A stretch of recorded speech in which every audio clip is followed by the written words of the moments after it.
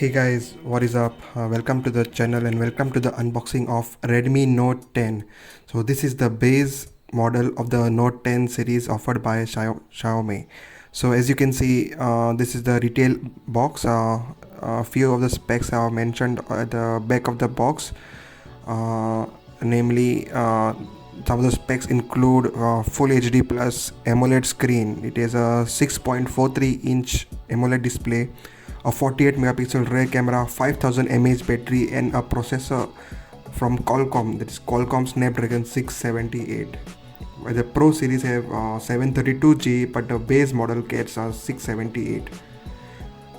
This 6.4 inch screen is Full HD Plus AMOLED, not 120Hz but 60Hz only, and this particular model is 4GB and 64GB.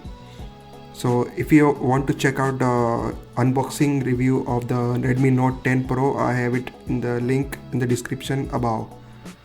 So please go there and enjoy. So coming to the unboxing, we have the headset first. I got the white color one, glacial white.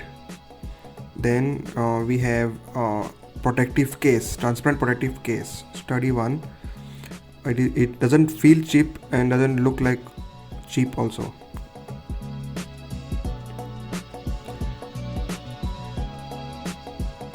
Then some paperwork and SIM ejector pin.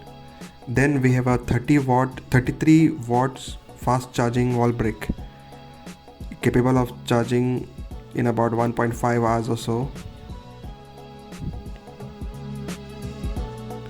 And then we have a USB cable, type A to type C cable.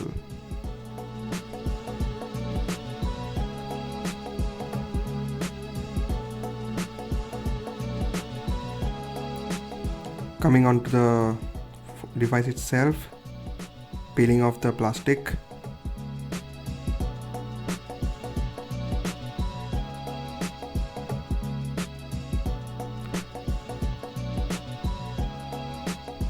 So there you have it guys, it's a Redmi Note 10, the white color one. It looks better in person than in pictures, I can say.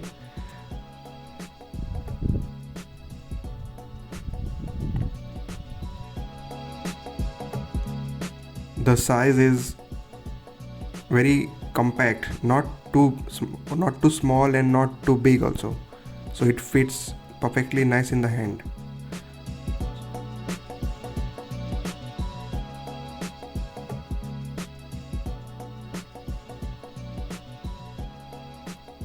So there you have it, those 4 cameras at the back, the main 48 megapixel primary camera, and one ultra wide, one depth camera, and macro camera is there. They are provided some Redmi badging, and to the right hand side there is a fingerprint scanner and volume rockers.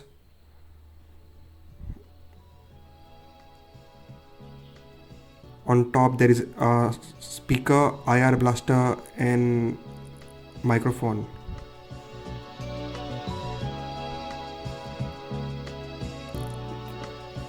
And at the bottom we have speaker, type C port, microphone, and headphone jack. On the Note 10 Pro series and Pro Max series, the headphone jack is on top of the device, and in the front there is a selfie camera. Turning on the device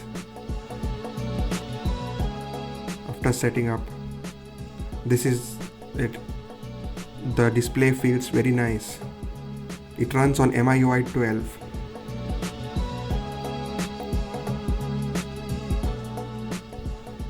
The first impressions of the Note 10 seems okay. The Note 10 Pro series has 120Hz display, so that is little bit smoother and feels more faster than this display. But at this price point of 13,000 rupees, it is expected. After going in the settings, the phone runs on MIUI 12.0.4, though it should get an update of 12.5.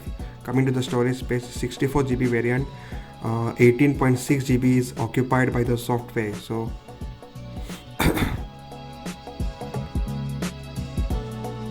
Also, it comes with the latest Android version. It's Android 11. It is supposed to get at least 2 updates in future, Android 12 and 13. So here are some quick specs. It comes with 4 GB RAM, octa-core CPU, and the security patch of the phone is of May, though it is little bit outdated. It should get a new update anytime soon.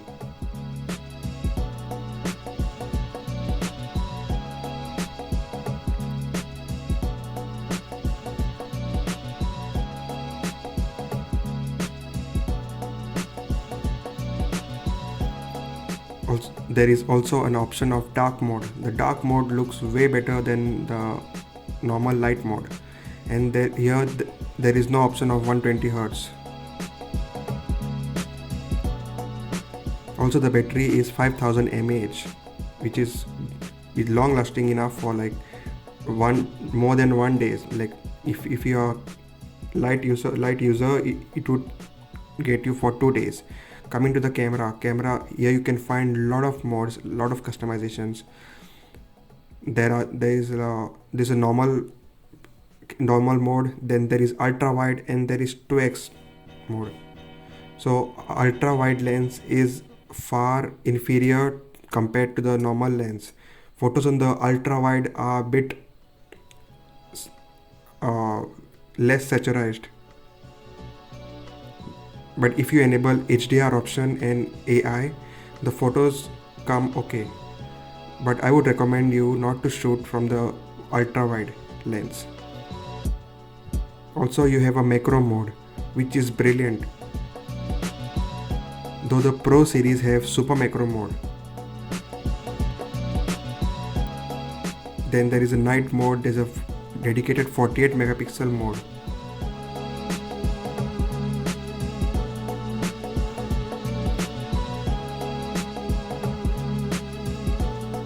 The phone comes with stock Google phone and messages apps, so you will get continuous updates on the apps from the Play Store. Also, the phone has less bulk apps.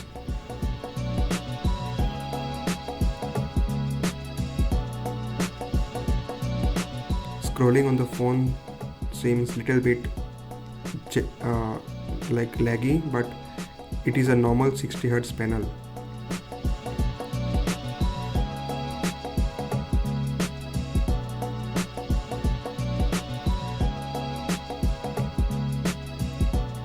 I love the new notifications panel on the MIUI 12. But if you don't like this layout, you could always go back to the previous notifications from Xiaomi. Also, the gestures can be customized. If you don't want the buttons down below, you could switch to gesture mode. Overall, the phone is awesome with nice good build quality. It doesn't feel cheap. The plastic doesn't feel cheap, doesn't feel extra premium either. But overall, I would say this is a good phone for the amount that you pay for 13,000 rupees. Thank you guys, and wait for more reviews and more comparison videos. Bye.